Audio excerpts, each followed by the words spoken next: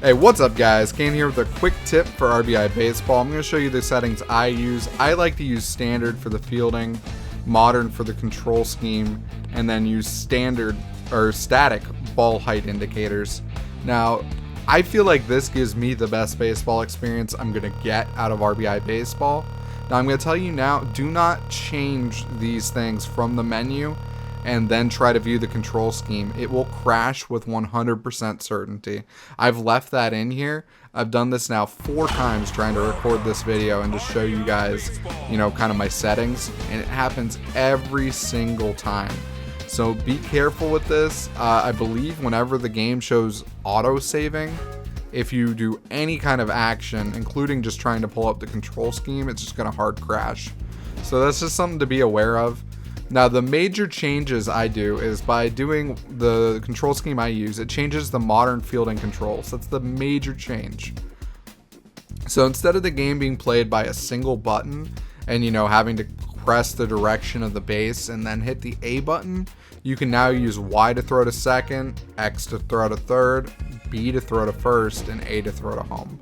I think it's much more simplistic, even though it requires more button usage than having a single button that you have to then aim. And for me, it makes the game a little bit more enjoyable. Now, the static ball indicator I think is honestly necessary. I have a very difficult time reading this game just because of the view it gives you when I use the standard one. So I don't like using auto fielding. That is an option, and you can do that if you just want to hit, and that'll basically just field the ball for you. That makes it a little easier if you want to even get rid of having to even figure out the static ball indicator. But I like at least feeling like I'm doing something, though this does obviously make it a lot easier to figure out where to go. So I'm just going to throw some balls straight down the middle.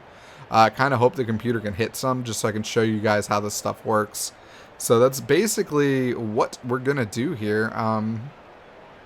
Feel like my pitcher's a little tired. But here we go. So, worst example ever. I hit it right to first. There's no way we're going to be able to throw that. It's not even a pop-up, so I can't even show you the ball indicator.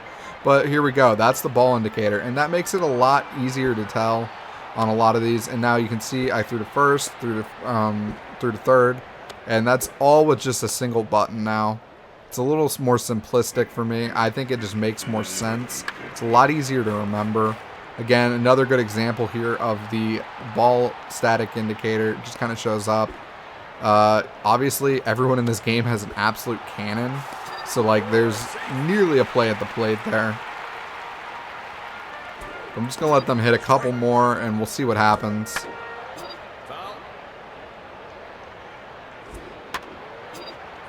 I think I get a foul tip here, actually, which is probably one of the better examples of the static ball indicator. Just straight up, very easy to tell where it's going to be. A lot easier to just run over and get there. So this has just kind of been how I use this stuff for this game. R.B.I. Baseball is, a little questionable this year in my opinion.